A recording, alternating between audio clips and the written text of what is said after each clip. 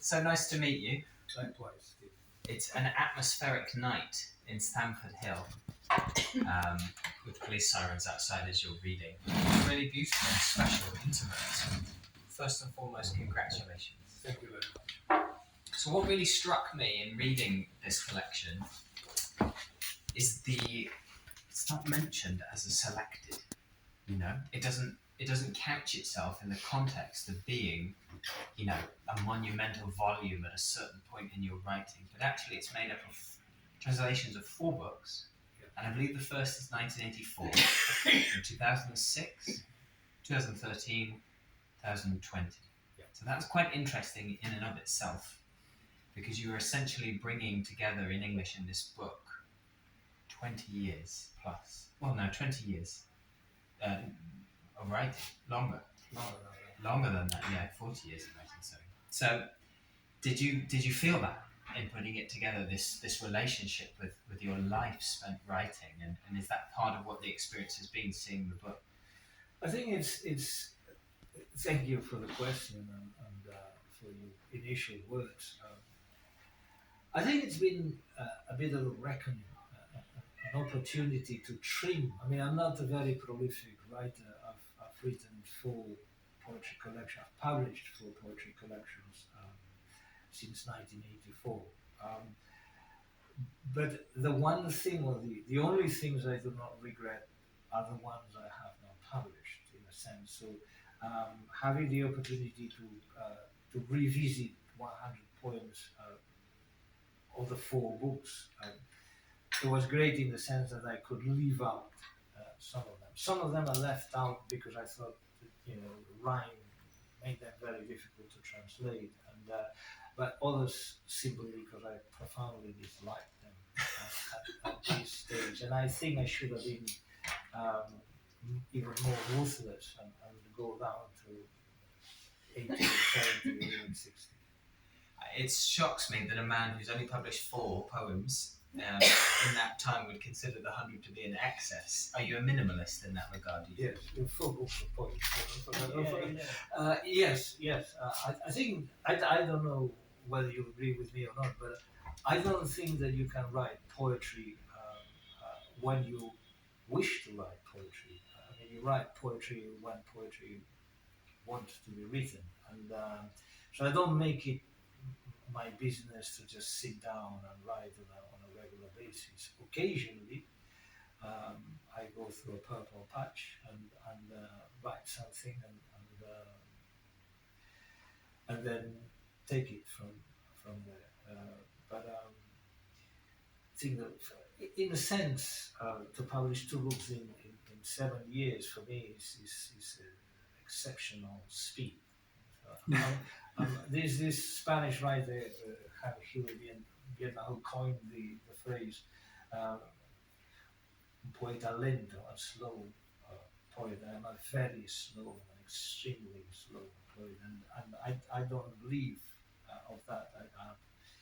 I have to earn a living doing something else, so that's something I do because I want and because whenever I can, whenever suits me. Of course. Well, I think a good poet is a poet who knows their own rhythms, who knows their own voice, and I think that's the most important thing, is to know what you're doing, and you clearly have that strong sense of what your pace is. Yeah, sometimes it's so slow that it ceases to be pace. It's sheer stagnation. Almost backwards motion. That's right. Sometimes the best stuff is behind us, I think. Yeah. That's so nice. And can I ask, what's the experience actually been of it? You worked here in the UK, I think you said 35 years, something like that. So obviously, you're profoundly bilingual in that regard, and then you published your poetry in Catalan previously, and now you're publishing Catalan English, and it is a kind of selected, very much. And that normally has a different experience for the poet. It's not the same as a collection. You're going back to material from 40 years ago almost. So does it feel like an achievement or something else? What's the experience actually been like for you as a poet? The experience of writing poetry is tantamount to failure for me. You never quite set out you never quite achieve what you set out to do. You always have the feeling that you could have done better than that. Revisiting what I had done in the sort of early 1980s was a very painful experience. And so coming across the young man who didn't have the technique, didn't have the knowledge, and was kind of groping in the dark and trying to find a voice was really painful. But the experience of working with the translator for me was a wonderful experience. I was actually telling Adriana that it was a collaboration based on humility on both parts, on being able to express our views, of questioning some of our decisions, and always doing it for the sake of the work. And it was for me, it was an education, and so my friendship with Ron, the translator, Ronald Pupil, um, was strengthened by that experience. We have very small egos, and that always helps. Certainly does. I think with most things, but especially poetry translation. You're talking about the experience of living in this country as well. I think there is something that Spanish poet Luis Cernuda said apropos of living. I mean, he was an exile in Britain, and I am not, and then he became an exile in the States, and finally in Mexico. But in relation to Anglo-Saxon culture and the English language, he said, if I hadn't come across the English language and English poetry, my own poetry would have been different.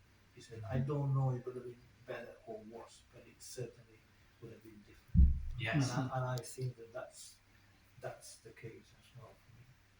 I can imagine it must be. If you're living and working in it for 3 decades, it must be that way. And you were quite insistent that this volume be bilingual. Yeah. And there must be multiple reasons for that. Yeah, there are 2 or 3. One of them is a political one, and no matter what the press may say or statistics, I think that Catalan is a language on the brink of extinction. Right.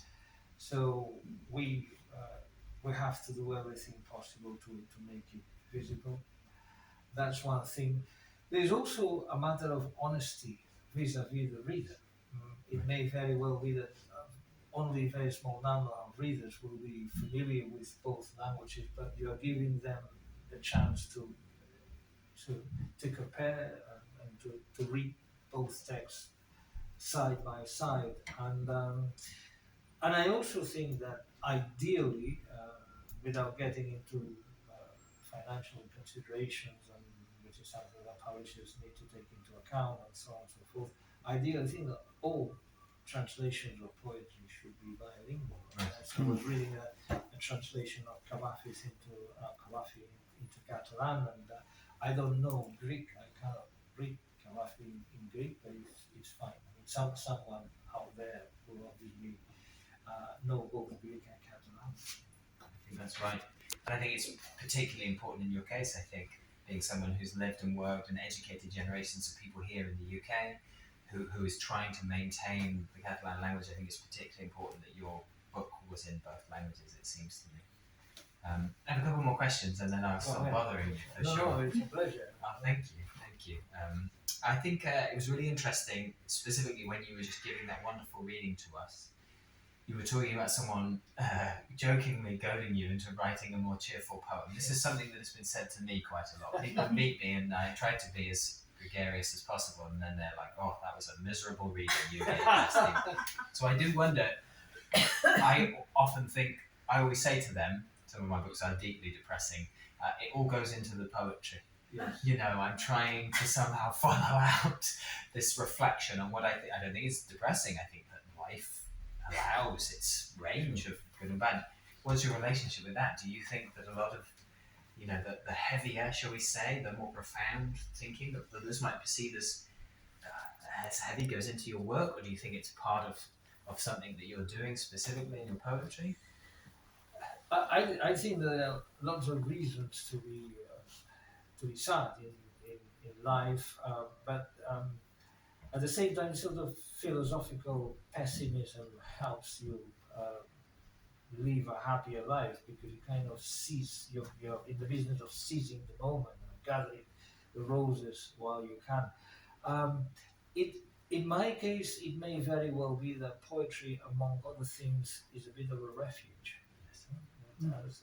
Poetry is the refuge you go to um, when you've been hit by whatever it is, by a sad business, by an illness, by grief, and so it provides a kind of solace.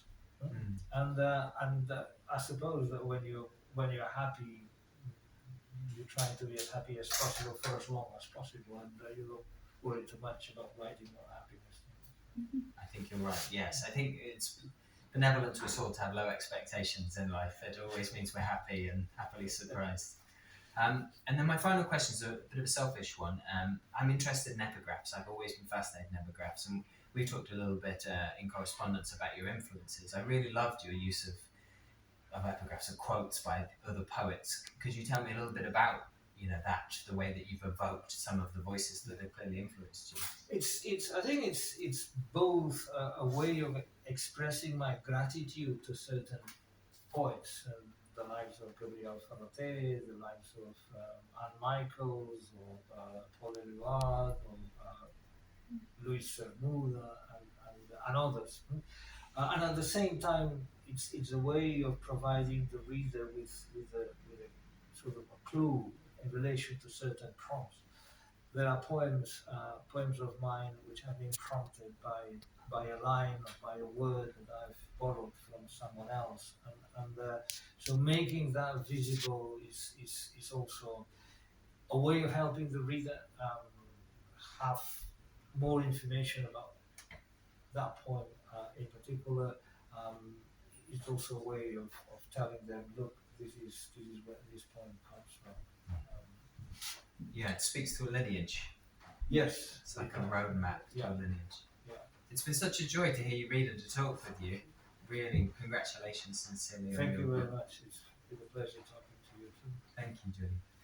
Perhaps we'll stop the recording. If you have any questions.